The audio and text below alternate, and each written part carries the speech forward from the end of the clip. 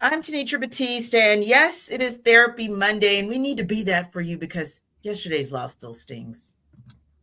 I'm Tori McElhaney, and until the Falcons can execute more than they extinguish themselves, we're going to keep having the same conversation every week. I'm Aaron Freeman, and I'm excited to see the German kicker this week in Germany. I'm Jarvis Davis, and I'm not excited to see the German kicker. Can I just see some execution? ATL! ATL! Rise up, A-Town. It's the Falcons Squad. Everything Atlanta Falcons every week. Breaking down all the big hits and game-changing plays from the ATL. The way only the Locked On Podcast Network can. Straight from the ATL, the Falcons Squad Show starts now. Welcome to the Falcons Squad Show, your home for the best Atlanta Falcons football talk. I'm your host, Tenitra Batiste. Alongside me are Locked On Falcons host Aaron Freeman, Locked On analyst Jarvis Davis, and Falcons senior reporter Tori McElhaney. The Squad Show is part of the Locked On Podcast Network, your team every day. And today's episode is brought to you by FanDuel. Right now, new customers can bet just $5. And if your bet wins, you'll get $300 in bonus bets to use across the app. Now, it is Therapy Monday once again, but we saw some progress that can maybe help you heal. We'll discuss, and the defense did some damage that should give you some hope too. We'll talk about it, but there's also maybe a big problem looming, and it's the injury bug. We'll download on that too. But first, let's talk about this Band-Aid backup that it might be time to say goodbye to. And granted, there's enough blame, so to speak, to go around in terms of what we saw in the Falcons' loss to New England on Sunday. That 24-23 loss. But let's just be honest.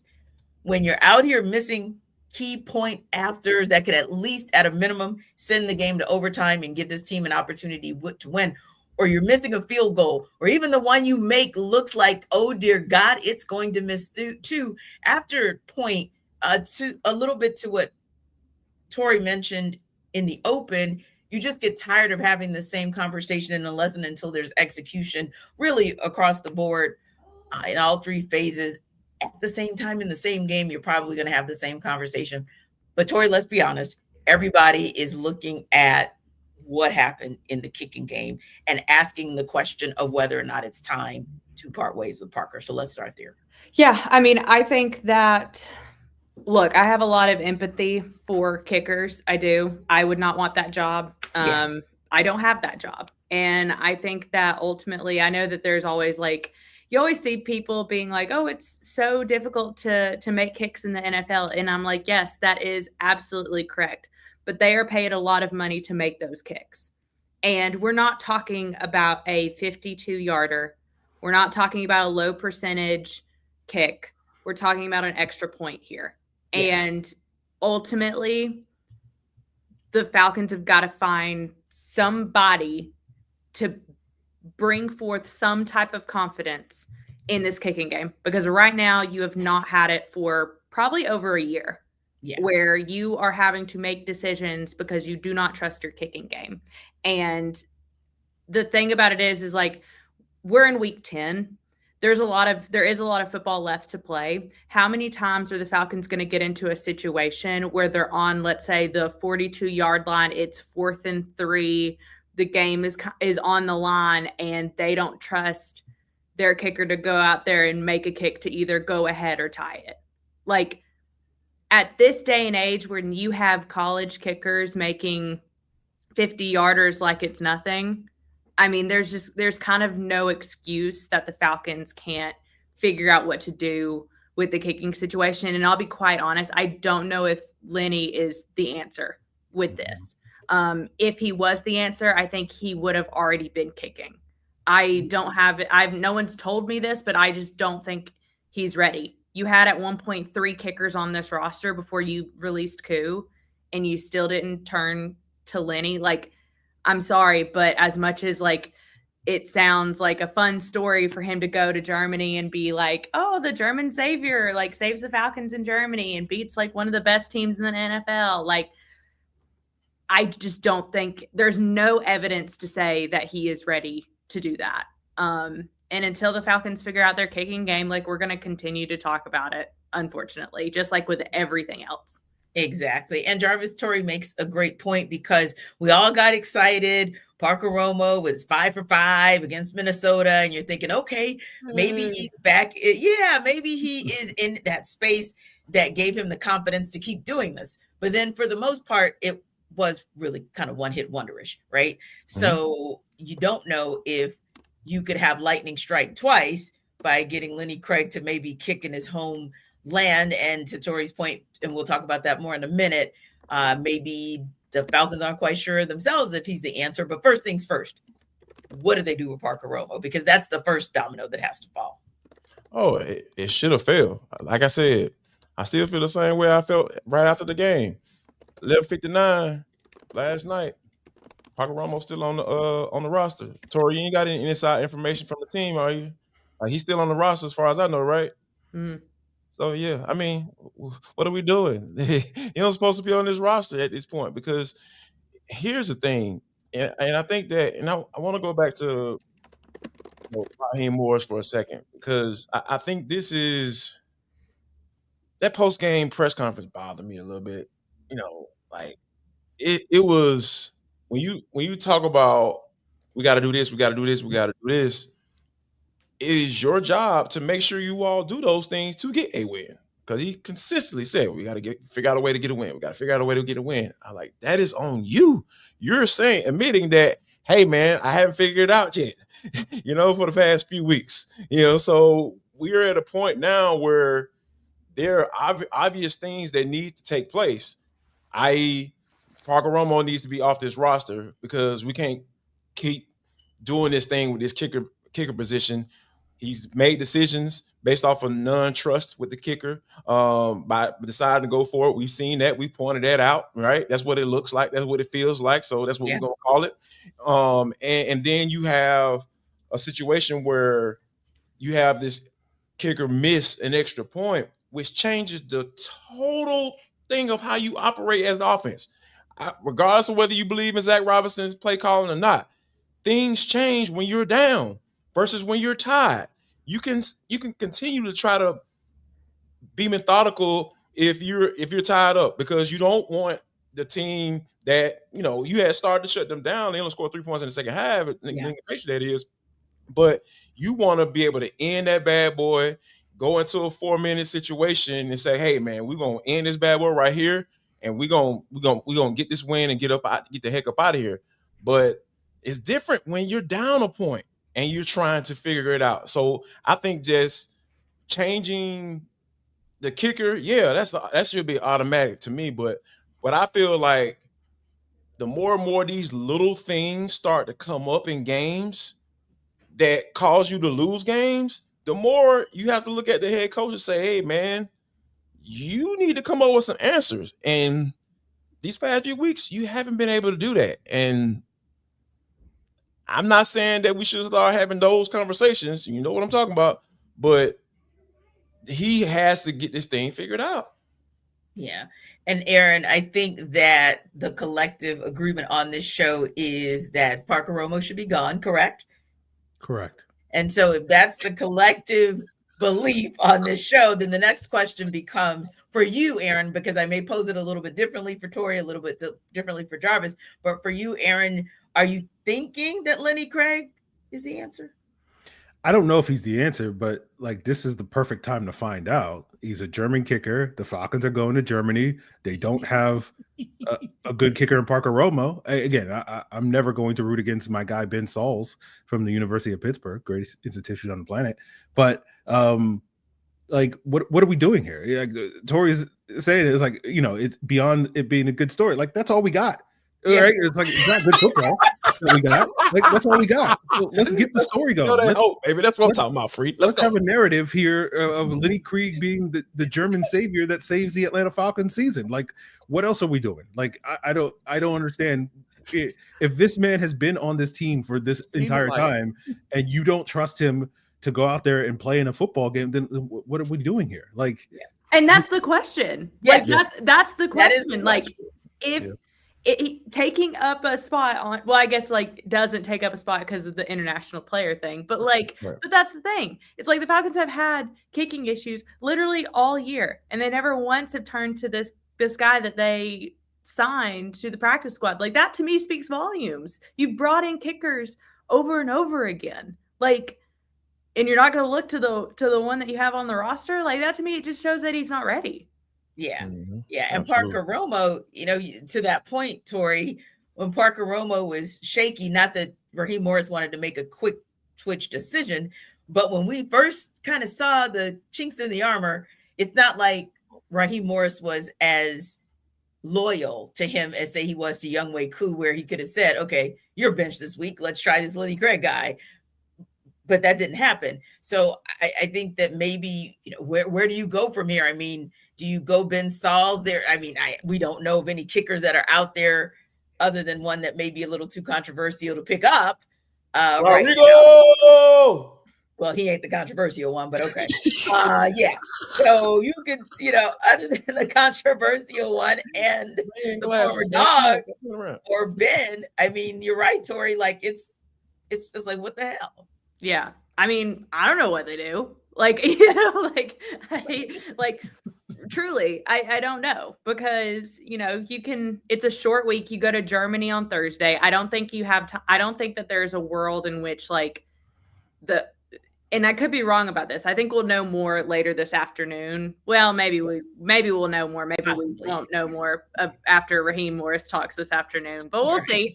Mondays are very vague, and that's what I've noticed. Right, yeah. I see it. So who knows if we know anything, but like you leave on Thursday to go to Germany. Like, I don't know if you bring in somebody off the street, sign them, bring them to Germany, like have them kick for you in Germany. Like, I don't know if that's the answer, but I also don't know if like running out Lenny Krieg is the answer. I don't know if running out Parker Romo is the answer. Right now, it feels like there are no good answers.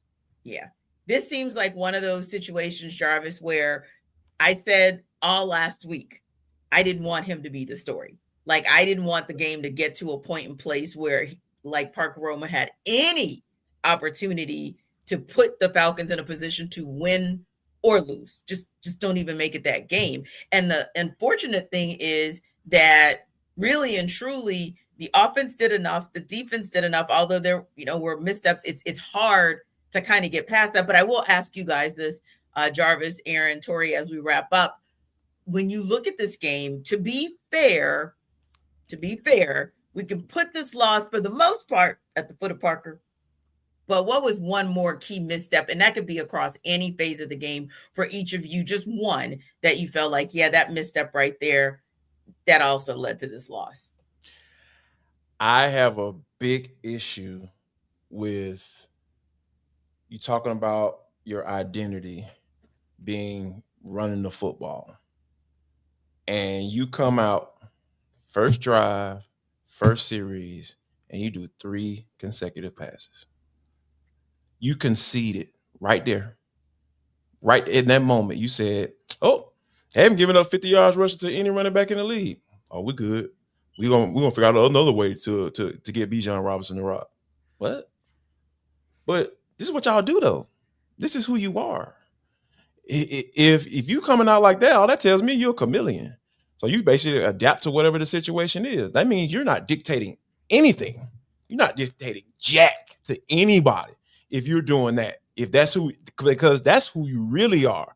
And I have a big issue with you coming out like that and allowing that. And the game plan is to come out and say, yeah, man, we're gonna pass it to him out of the backfield. We're gonna get in the gun. When they know everybody in the stadium knowing that you're passing the ball because you're not in the pistol.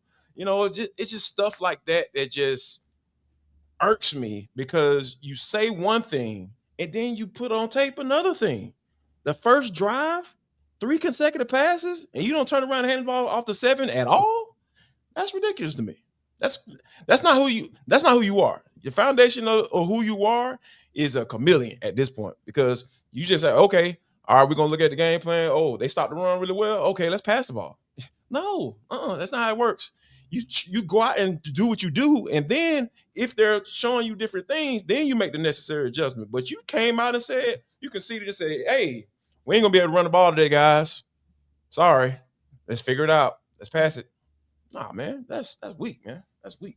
So Tori, Aaron, hold that thought, because that actually leads into what I wanted to talk to you guys about next and kind of get your thoughts on next. And that is, again, it's Therapy Monday. We saw some progress on the offensive side of the ball that can help us heal, but sounds like we still have some concerns. We'll take that under further review. Today's show is brought to you by our friends over there at Peloton. Look, folks, it's time to break through the busiest time of the year with a brand new Peloton cross-training Tread Plus that's powered by Peloton IQ. It's Peloton's most elevated technology and equipment yet that gives you real-time guidance, and it gives you endless ways to move, whether you want to work out by yourself or if you want to work out with your favorite instructor, like my personal favorite, Alex Toussaint. He always gets me fired up to tackle the day. And the thing I like about Peloton, it helps me achieve more in less times. They have features that help you plan, stay motivated, track your progress, and Peloton IQ also provides personalized workout plans and recommendations. That's something that I use right now during the busiest time of the year covering the NFL. They plan my workouts for me based on my mood, my vibe, and also my favorite instructors. So make sure you check it out and use it, because it also helps you correct your form in real time, and it maximizes your reps. It counts your reps so that you can do it smarter, safer, and more efficient. Let yourself run, lift, flex, push, and go. Explore the new Peloton cross-training Tread Plus at onepeloton.com.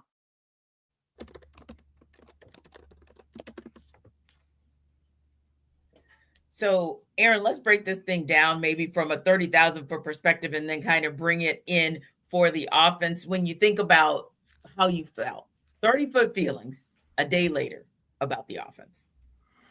I think there are signs of progress. There's still signs of, struggles, ongoing struggles, as Jarvis mentioned. Raheem wants this team's offensive identity to be one of a physical football team, and as we saw in their game plan, like they were like, yeah, we're not going to try that today against this Patriots defense. And as Jarvis just laid out, like that's still a concern. The third down offense was a struggle in this game, like one for 10, I believe, on third downs, and it's not just one thing that's to blame on that. That's, some of it was some questionable pass protection. Some of it was some questionable throws and guys not getting open, all the same issues that we've seen sort of hold back this offense all season long. And then there are signs of progress, right? Michael Penix has not been a very good road quarterback throughout his time as a starter, and you saw him sort of pick up his play in the second half of the game and show, some moxie, some want to show that sort of clutch factor that, has been there from the jump, but we just haven't seen consistently from this offense. And so hopefully that's going to be, a springboard into future success on the road. You saw Michael Penix kind of, being able to get outside the pocket and extend plays. That's been another area where he hasn't always been consistently strong in. And that is going to be something that's going to be important because of concerns about the play calling, concerns about the receivers getting open and getting some of those second reaction plays that buys, his receivers more time to get open if it's not necessarily schemed up for that first read, which has been an issue. So I think it's a mixed bag with the offense overall, but I think, depending on where your perspective is, there are signs of progress, but there's still some frustrating elements that are also holding back this offense, that have been holding back this offense throughout the first, 8 games of the season. Yeah, and for you, Tori, when you look at it just at a high level, and we'll drill down a little bit more, but 30,000-foot feelings a day after the Patriots game. Yeah, I'm concerned about this offensive line. I'm concerned about their health, and I'm concerned about the execution, or kind of lack thereof, we have seen at times over the last 3 losses. I am concerned with the Falcons' inability to consistently run the ball, despite, again, the fact that everybody has said that is their bread and butter, that is their lifeline. If that's your lifeline, your life doesn't look good right now. Yeah. And so I think like those are the 2 things that, as I'm looking at it, I'm like, I'm concerned about both of those things. And the third down stuff, I mean, you're converting in the last 3 games. I think you're only converting 8 of 32 third downs. You're not stringing drives together. You're not stringing plays together as much as you need to in order to win these games. Offensively, it's just kind of like, it kind of feels like it's an all or nothing type of offense is what it feels like. It's like, okay, sometimes you have these drives where they look exactly how you want them to look. You have Michael Penix kind of like hitting guys downfield. You have Drake London doing these amazing things. Like when you get Bijan Robinson going, it's really, really great and it's really fun. And then there are these other times where it's anemic and it doesn't do anything and it doesn't move the ball. And you have a 25% third down conversion rate over 3 games. Like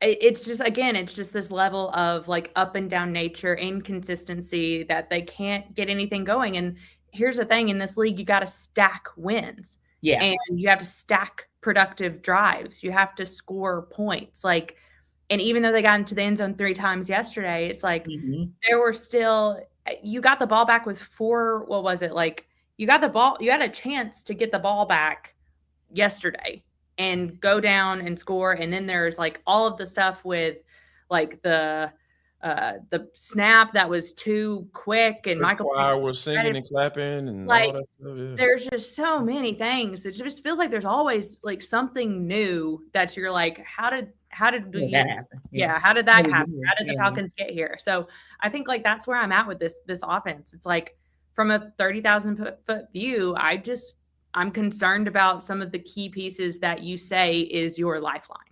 Yeah. And I think you make a great point, Tori, about the fact that, hey, we're not, there's still a lot of ball left to play, but then at the same time, there's not a lot of ball left to play. That's the thing is like, that's a frustration of mine is like when like after a loss, the like prevailing comment is like, there's a lot of football left to play. Well, like if you look at it, no, there's actually not.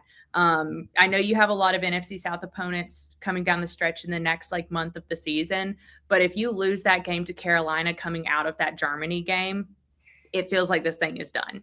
Like just from a statistical, like playoff percentage standpoint, like I don't have, and that's the thing is like, you can say there's a lot of football left, but like percentages will tell you that there's not, and you can only say there's a whole lot of football left until there's not a whole lot of football left.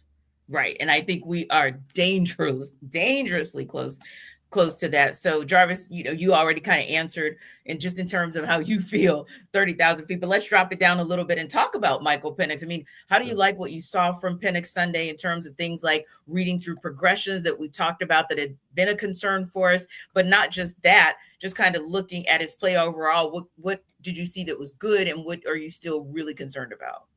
I mean, the throw that he made to Darnell Mooney, that was absolutely ridiculous. That was a ridiculous throw.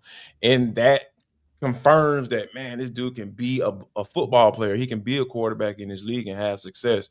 Now, as far as what level of success he can achieve, that's still the jury is kind of out because of my concern that I had about what I saw yesterday. I think that there's still some hesitancy there when it comes to that first read not being there. And I think part of that is the route concepts. Like you running a 20-yard comeback route on 3rd and 10. I mean, why? Why? Why? Can we get some intermediate routes, some mediums? Because it seems like it's either deep or screens, quick passes. There's no in between.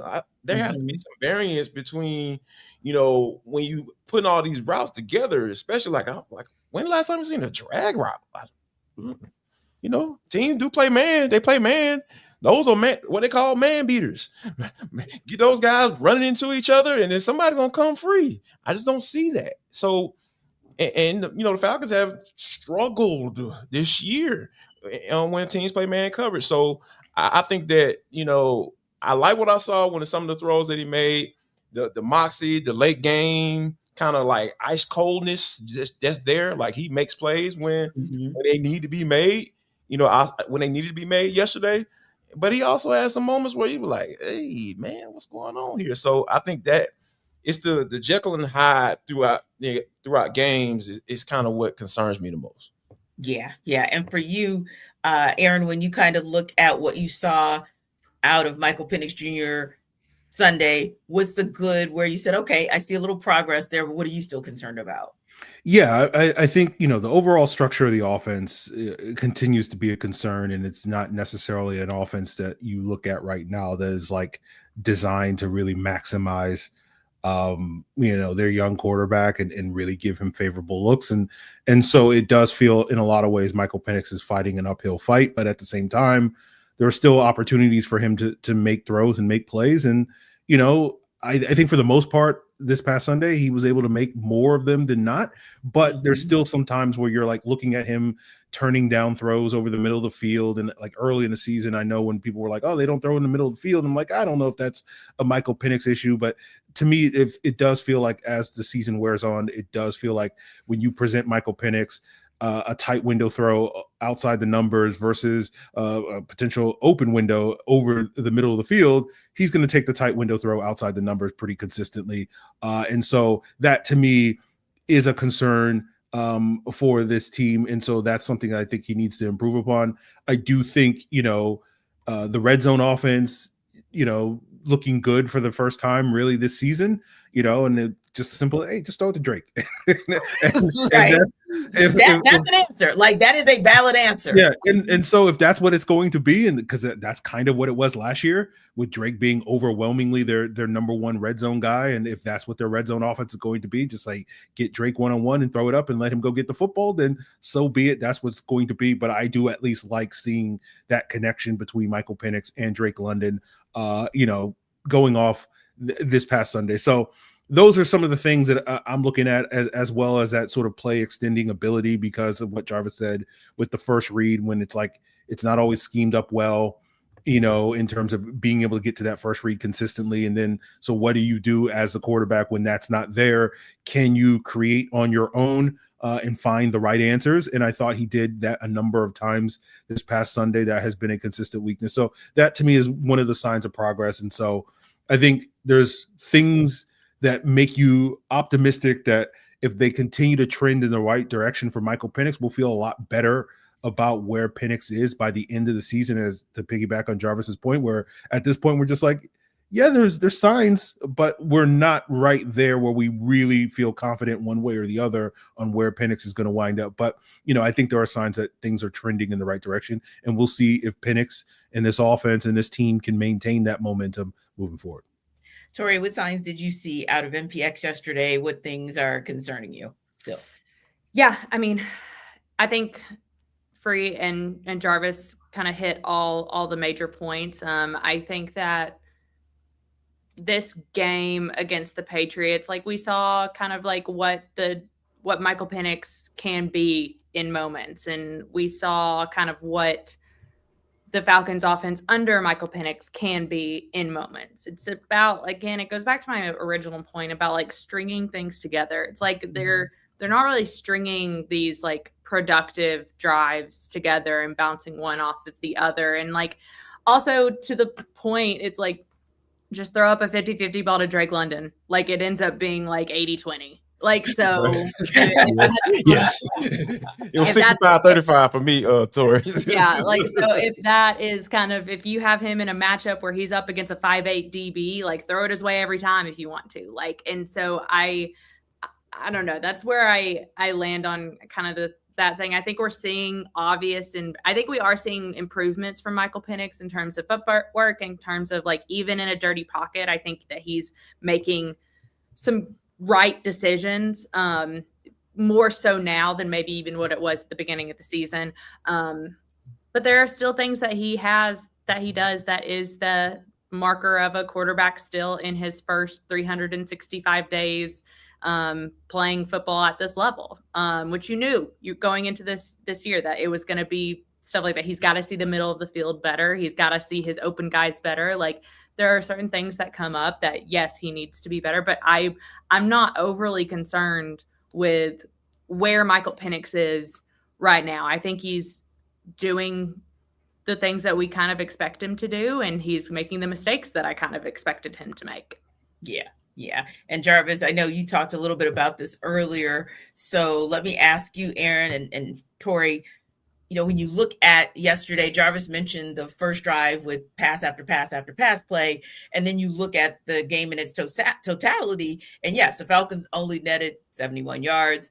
running 16 carries, no touchdowns. But when you look at the variations in the run play calls from Zach Robinson, like, what did you think about that? Were you concerned about the fact that it felt like, again, the Falcons conceded and said, hey, we can't run the ball, when in reality, he only had 4 carries by halftime, did Bijan Robinson, but they were netting 5 yards. So, Aaron?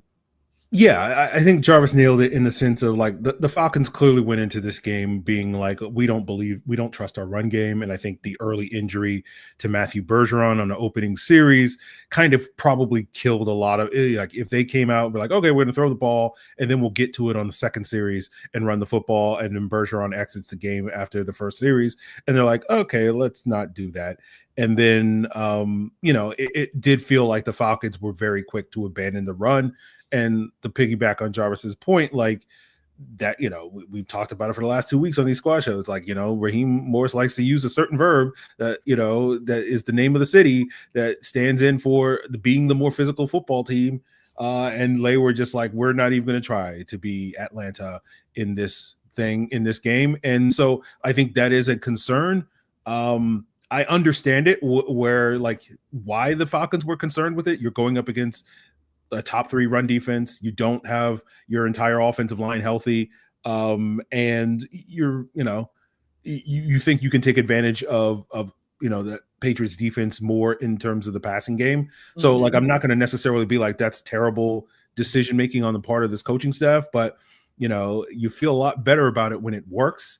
And it didn't work for most of the first half. And it started to work a little bit better in the second half. And unfortunately, the Falcons still came up short. So it's still an open question on whether or not this team can out Atlanta somebody else, because ever since Raheem Morris started using that term, they haven't been able to do it. Yeah, I think that when it comes to this run game, like you got to figure it out. And I don't know what that means, but you got to find ways to, even if you are looking at this offensive line and it's not going to be at full strength come this weekend in Germany, because you do kind of have these big question marks about Matthew Bergeron and Chris Lindstrom as well. Like, you have your right side, like you don't have Caleb McGarry. Now Chris Lindstrom's hurt. Now Matthew Bergeron's hurt. Like, you're not getting really good play consistently, I think, from Ryan Newsel in the middle. Like, I don't, that's why the offensive line right now is like my biggest concern, because even when you're going up against the Miami Dolphins, which had the 31st run defense in the league, and you're sitting there saying after the game in the week following that you saw simple looks and you weren't able to execute and you had identification issues, like those are some big issues against a run defense that hasn't been able to stop anybody. So it doesn't give me any confidence moving forward that even with if the second string has to go in, and it's a vast majority of second string offensive linemen, that things are going to be different. Like, I just don't. At this point in time, I've seen no evidence to think that anything's going to be different. Exactly. The good thing is, Tori, the defense showed some evidence that things are going to get better again now that maybe one individual in particular is looking healthy again. We'll unpack that in Next Up. This episode of our Falcon Squad Show is brought to you by Supply House. When the opening whistle blows on a new repair, get your crew moving forward with Supply House. Order today and see parts on your doorstep tomorrow. Over 280,000 plumbing, HVAC, and electrical items from the most trusted brands in the business. Their real-time inventory and honest lead times keep you from punting projects, while their industry-leading customer service always has your blind side covered. Need parts fast for a project? Supply House has next day delivery. Talk about a game changer. The Part Finder tools and 3D schematics can save you hours on jobs where every detail matters. So join the free Trademaster program today and score serious perks like priority shipping, lower prices, and a dedicated support line. Visit supplyhouse.com to sign up for free and use promo code SHNFL5 for 5% off your first order. Again, visit supplyhouse.com to sign up for free and use promo code SHNFL5 for 5% off your first order. That's supplyhouse.com. Real people, real service.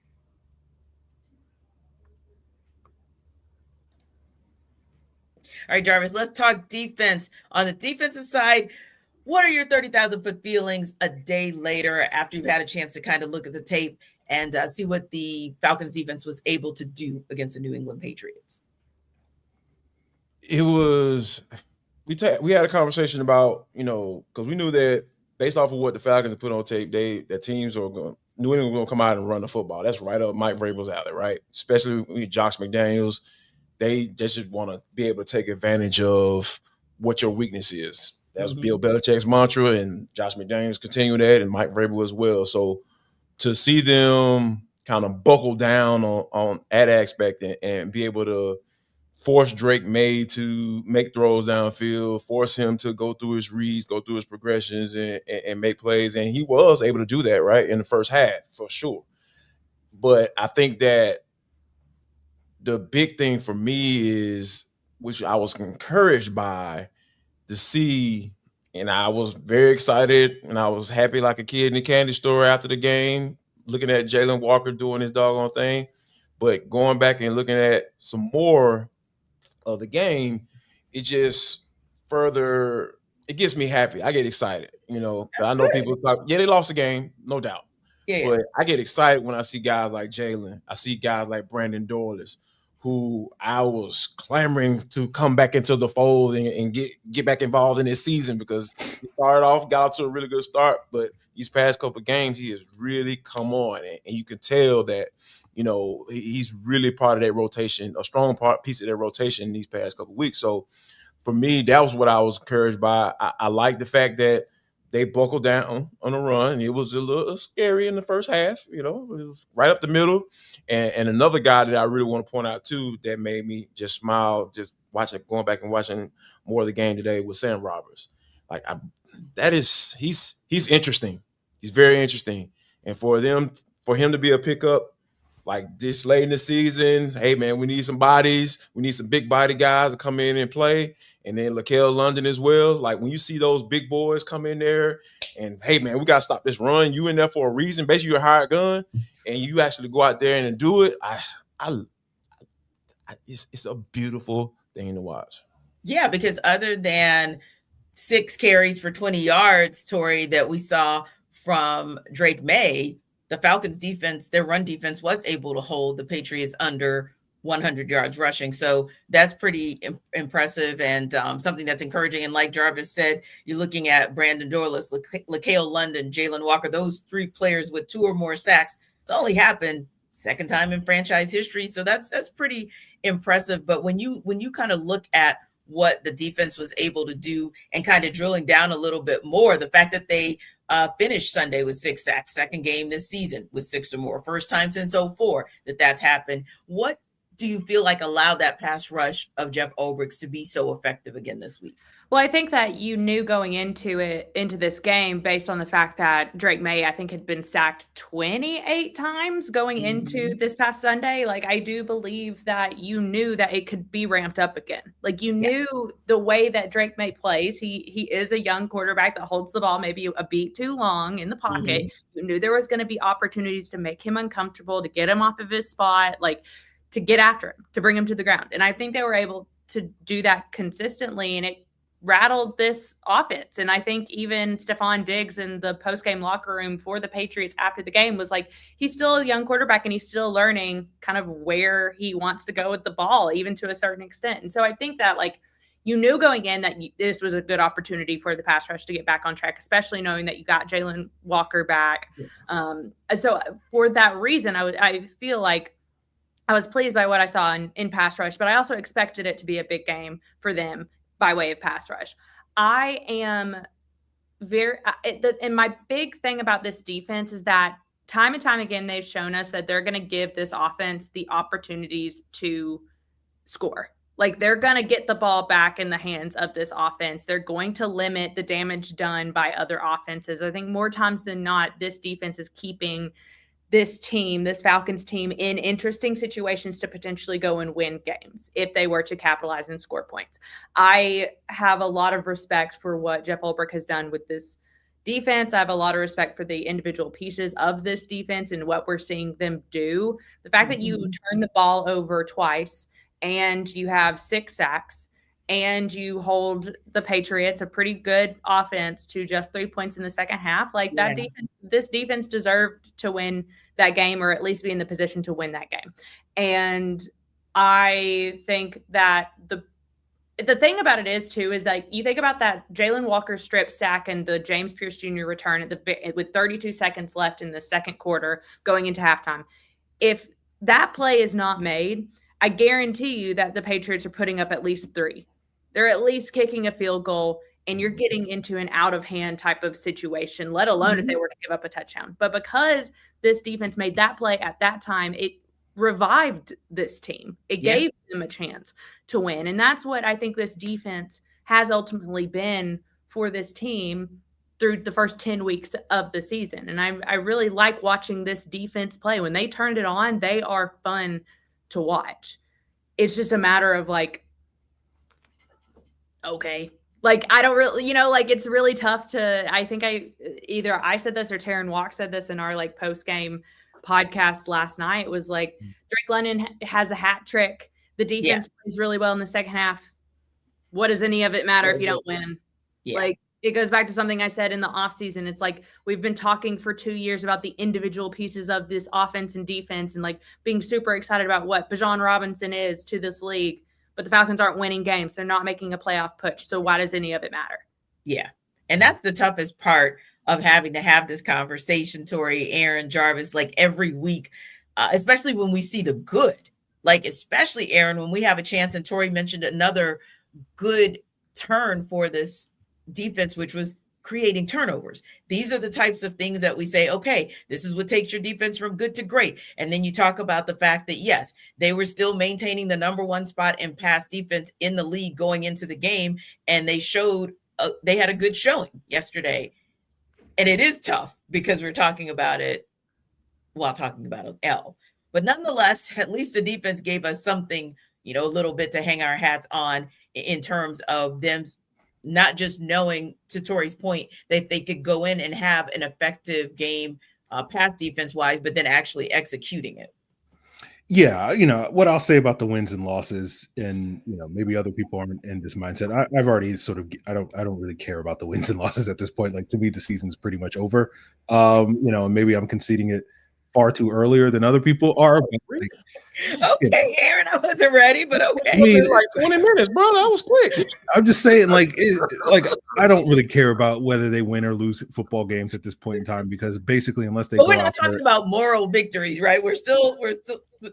To me, it's just like, unless they go out there and win 4 straight games now, like there's no real reason to expect this, the results at the end of the season to get to where you want it to be, to get the season back on track where we're like actually caring about, late season football at this point in time. So again, I would love to be sitting here on a squad a month from now and talking about, oh my God, the Falcons are on a 4 win streak. So to me, it's really just about, as Tori said, the complementary football that you saw from this defense, particularly in the second half. And to me, like, the thing that allowed them to play that style was you had individual players making plays, right? Jesse Bates had a gift of an interception from Drake May. We will take it at this point. We'll take what we can get on that front. And then, as others have said, like, Jalen Walker played outstanding. You had a number of critical plays that he made, starting with that sack strip at the end of the first half. You saw the sack that really was the reason why the Patriots had to settle for 3 in the third quarter, that pushed them back there.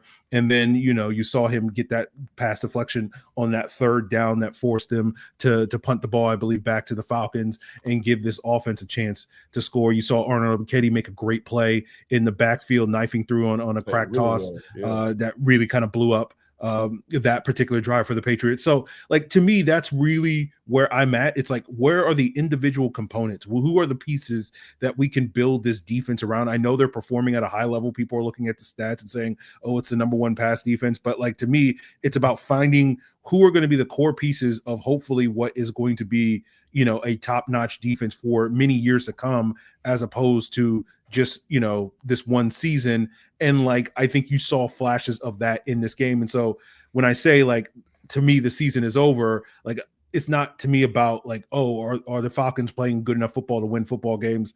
Like, again, I know everybody else is not in that headspace right now, but like to me, that ship sailed after the Dolphins game. Like I'm over that. And to me, it's just like, who are going to be the pieces that are going to be the long-term assets that you're going to build as core foundational pieces. And to me, the big takeaway from this past Sunday was, okay, Jalen Walker, you might be that guy. And we'll see who else, along with AJ Terrell and some of the other players are going to join you on that sort of island moving forward. I'm with you on that, Free, because like Leonard Floyd going down, I thought that was kind of interesting, right? And as soon as Leonard Floyd goes down, we see 17 coming in, he making TFLs and he getting after the quarterback. Almost got, his first sack of the season. He still hasn't got his first sack of the season just yet. So those are some of the things that I would like to see, because I want to see people going to be around. No shade against Leonard Floyd, but he was hired. He was a hired gun.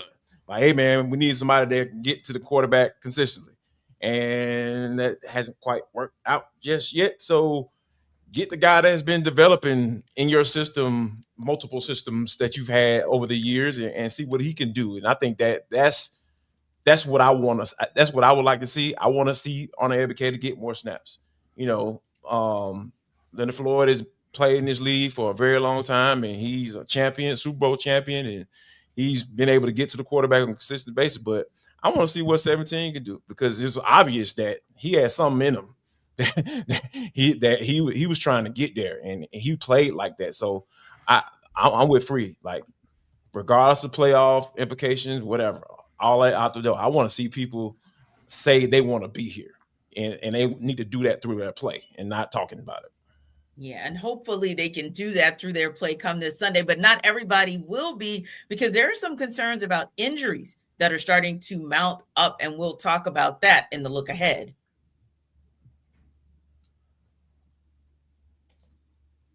This episode of our Locked On Falcons postcast, or our squad show, shall I say, is brought to you by FanDuel. The NBA is back, and there's no better place to get in on the action than FanDuel, the official sports betting partner of the NBA.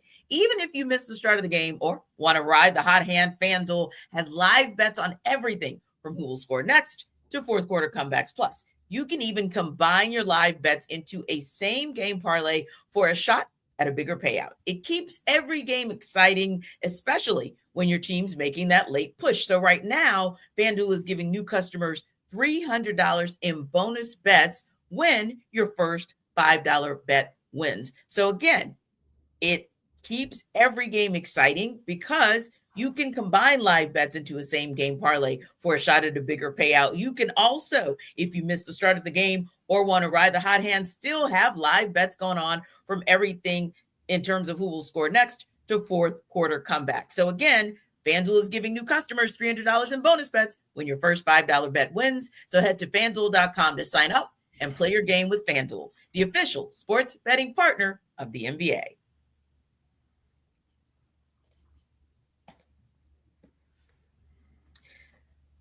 So, Tori, you talked about it. You alluded to the injury concerns. Chris Lindstrom, Matt Bergeron, just for starters. But how concerned are you about these injuries that are starting to mount up really on both sides of the ball? Because we also know that we didn't have an opportunity to see Zach Harrison in action yesterday. So the concerns about those injuries mounting up. Yeah, I think offensively, it's a very much a wait and see as to what offensive line you're going to have available to you in Germany. I think, Matthew Bergeron did come back out onto the sideline, and he was working with some trainers and some doctors. And walking around, and same thing with Chris Lindstrom, he was in the locker room, was like talking to media. So I'm not overly concerned at this point until I'm given a reason to be concerned. I think that knowing Matthew Bergeron, knowing Chris Lindstrom, I think that they probably will end up suiting up for the Falcons in Germany, barring anything major popping up over the next couple of days. Wouldn't surprise me if they really don't practice all that much this week and they have a lot of rest time. I wouldn't be concerned if you get all the way to the end of the week and you haven't really seen that much of Chris Lindstrom and Matthew Bergeron. I still think that I would be okay penciling them in tentatively for Sunday. I'm still really curious to see when the Falcons are going to be able to get Billy Bowman Jr. back out there. He has not been out there for weeks with this hamstring injury. Like, He returned back to practice for the first time last week, so I think good signs there, but he has not been available to them in a while, and I think that he was somebody who in the first 4 weeks of the season was so fun to watch, and he was kind of having these like havoc plays that he was making from time to time. So I really think like getting him back, getting Zach Harrison back, like you hope that can happen this week, but I'm not really sure. But those are kind of and I think again, like with not having Divine Diablo being on IR, you're going to have to continue to figure out what to do at inside linebacker. It felt like Ronnie Harrison got a bit more of some play time this week in comparison to last week. So I'm curious to see how that changes, knowing that you're going up against a Jonathan Taylor with the Indianapolis Colts in Germany, and knowing that your run defense needs to be on it. Curious to see how that evolves even more next week. Yeah, I think you make a great point. And Jarvis, I know you were high on Billy Bowman from the start of the season, even before we saw what he was able to do. I love what Tori called it, which is just wreaking havoc and just being out there, being disruptive. But yeah, when you think about him and kind of where he is in his progression, Zach Harrison, they both, I think, were limited in participation last week. But just that injury bug seems like it's just trying to rear its ugly head again. Yeah, especially on the offensive side of football. You talk about potentially your two guards being down, I know Tori more like she's right. You know, when it comes to them being out there, I'll vouch for Tori all day, every day. Not that she needs mine in my validation or anything, but I'm going to go with that. I'm going to go with that. They're going to be out there, especially since, you know, you dealt with the whole wide receiver bug. They got bit. You know, the wide receiver group got bit. You cut Ray, Donnell Mooney missed all the training camp. Drake missed the game. You know, so when you have all of that going on, it seemed like it's just morphed into moved over to the offensive line, and then your quarterback was out too. So you got him back for the first game, and now your guys that up front are starting to deal with issues. So that is something to be concerned about, right? Until we find out, you know, whether or not they're going to be out there. But on the defensive side, I think I've said that Zach Harrison has been the most consistent defensive lineman on his team. Yeah. That's from based off of what I've seen. So when you lose a guy like that, when you lose a guy who is I talk about Billy Bowman being like a Olbrich guy. Zach Harrison's an Olbrich guy too, because of the versatility. You can play that big nickel defensive end for you, and he can also slide down and be a mismatch for a guard, or lining up over the guard in a 3-tech. So when you lose a guy like that, things change. Rotations have to change. You have to figure out things. And now, granted, we've seen Brandon Douglas come back to life, which is cool. So let's keep Brandon Douglas alive, and then let's get Zach Harrison back into the fold so we can get a combination of guys up front really moving things around and get started playing around the backfields with these opposing teams. But yeah, that's kind of where I am with it as far as the offensive line. A lot of concern there. Obviously, hopefully that bug gets removed from that room, and then got to get Billy back, because I mean D is a solid backup, but man, it's been too long.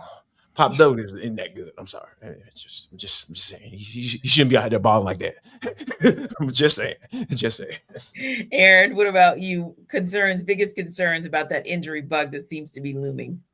Yeah, I think Jarvis nailed it, you know, with some of these pieces on the defense, going back to what I said earlier. Like, to me, it's about, like, you know, what is Billy Bowman? What is Zach Harrison? Are these going to be long-term pieces on this defense, on a playoff caliber defense that the Falcons are hopefully building at the beginning of that build? Or are they just going to be sort of complementary pieces in that? And so you won't know that until they get back on the field. So those are going to be things that we're hoping to see in the very near future, so that we can evaluate that. And then, you know, with the rest of the injury issues, particularly on the offensive line, you know, it goes back to the conversation we were having back, you know, 4 weeks ago when we were dealing with the bye week, and we're like, oh, this early bye week, it's advantageous for this one specific game against the Buffalo Bills. And the problem was it was disadvantageous for the other 12 games that you were going to have to play after the bye week. And so, like, now you're seeing the disadvantages of that sort of coming to fruition, where just the battle of attrition now week to week, the Falcons are just dealing with these injuries with really no break in sight until we get to that Thursday night game, I believe in like week 15 after the Bucs, where they get like a mini break. But we still got like another 5 weeks to get to that. And so the Falcons are just going to have to just kind of deal with next man up and try to make it work. And hopefully they'll get some positive returns like they did on the offense this week with Penix and Drake coming back. They'll get that on the defense with some of these other guys coming back, but it's still going to be an open question mark moving forward. Yeah, indeed. And, looking at that game against the Colts, Tori, they got their butts kind of handed to them more so than the score tells you from the Pittsburgh Steelers on Sunday. So obviously they're going to be looking to bounce back just like the Falcons are looking to bounce back. So let me ask you kind of two things. Number one, maybe one key to the game, Tori, and maybe one X factor. And when I say X factor, Tori, give me somebody who you're like, okay, I either need you to show up because I still haven't seen you show up like you should, or I need you to show up again like you did earlier in the season. Yeah.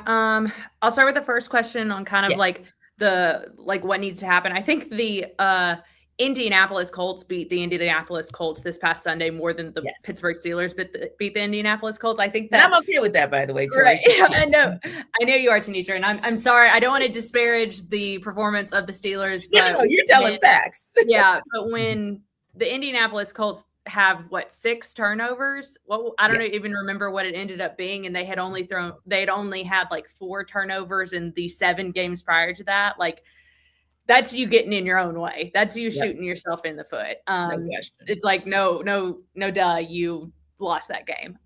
So I think that if the Falcons can take advantage of the moments where the Indianapolis Colts kind of falter, like you've got to take advantage of those. I don't think it's going to be as many. I don't think it's even going to be anywhere close, because I think the Colts are going to come back off of this past performance against the Steelers and have there's going to be blood in the water. I think they're not going to make the same mistakes that they did against the Colts. And so that means not good things for the Falcons. You have to be on your P's and Q's. And then in terms of like who the X factor could be, I mean, it's tough because you need this defensive front, your front 7, to show up, because you know exactly who the Indianapolis Colts are, how they want to establish the run. You're going to have to stop it, and you want to make sure that you do not have a repeat of what happened in San Francisco, where you had Christian McCaffrey just going off with kind of no end in sight of stopping him. So I think like this defensive front, it's going to matter a lot. I mean, honestly, it sounds cliche, but it's the offensive side of the ball too. It's establishing themselves at the line of scrimmage on both sides of the ball. Like that to me is kind of where this game's going to be won and lost. Yeah. Jarvis? So I think for me, like when you look at the situation, I'll start with the X factor first. I think that AJ Terrell is going to have to have one of those games, because I feel like Michael Penix Jr. is one of those guys who can, like, oh, man, like he start the game off kind of slow, and then at the end of the game, you're like, oh, how did he end up with 6 catches and 89 yards, and a tud, So I think taking away their number one guy, taking him away, and then not only AJ Terrell, I have to throw in Caden Ellis as well, because Tyler Warren is right behind Michael Penix Jr. and Hunter Henry caught too many balls for my liking this past week. I think so. I think that those guys are going to have to be on their P's and Q's, because whatever, like I said, whatever you put out on tape, teams are going to try to repeat that. So, they're going to get a rock to Jonathan Taylor, but you don't want those guys, Danny Dimes or whatever you want to call him, Daniel Jones, whatever. You don't want him getting off in that particular manner. So, but the key to the game for this Falcon team for me is be who you say you are. I don't care how good that defense is. I don't care if it's the 2000 Baltimore Ravens and Ray Lewis and Sam Adams and Tony Siragusa big behind on the other side of that doggone ball. Run the ball. That's what you say you do. Run it. Do it. Make them stop you. Make them say, all right, y'all not about to run the ball. You're going to have to get up off the ground, and you're going to have to pass the beaters. Okay. All right, but we tried though. But don't be out here conceding, man, before the game even start. So yeah, that's my key. Yeah, for me, I think the key is you piggyback on what Tori and Jarvis are saying. You got to be the more physical team. You got to win this game in the trenches if you really want to have a chance to beat this Colts team. And that starts with you got to stop the run against Jonathan Taylor. I was joking with some Falcon fans yesterday where it's like Jonathan Taylor will definitely not run for 200 yards against this Falcons defense. He'll just get to 196 yards, and that will be the case based off how this team is played. So you can't let that come to fruition. You need to cut that number in half. And then to me, the X factor is going to be this offensive line, and potentially, depending on what the injuries look like for this team, I think Storm Norton, this is kind of the week where you're kind of expecting Storm Norton to come back, plug in at right tackle. Maybe Elijah Wilkinson, particularly if Chris Lindstrom isn't ready to go, he kicks inside to right guard. And that's going to be sort of your new right side, and you just kind of hope that that unit can click. But when you look at this Colts team specifically, they like to put Laiatu Latu and DeForest Buckner on the opposite side. So that's going to be the Jake Matthews, potentially Matthew Bergeron side. And so those guys are going to have to step up. So I think, if you can create kind of a domino effect by being able to plug in Storm Norton at right tackle, and hopefully that leads to everybody else being able to do their job because you're not as worried about the right tackle position as you have been the last couple of weeks. I think that could be a huge X factor to help boost this team's ability to not get out Atlanta'd in Germany. Thanks to our everydayers for making the Falcon Squad Show your first listen of the day. Be sure to stop by Locked on Falcons with your host, Aaron Freeman, as your second listen. You can catch Jarvis as a frequent contributor for Locked on Falcons and check out some of Tori's great work at AtlantaFalcons.com. We'll see you next time.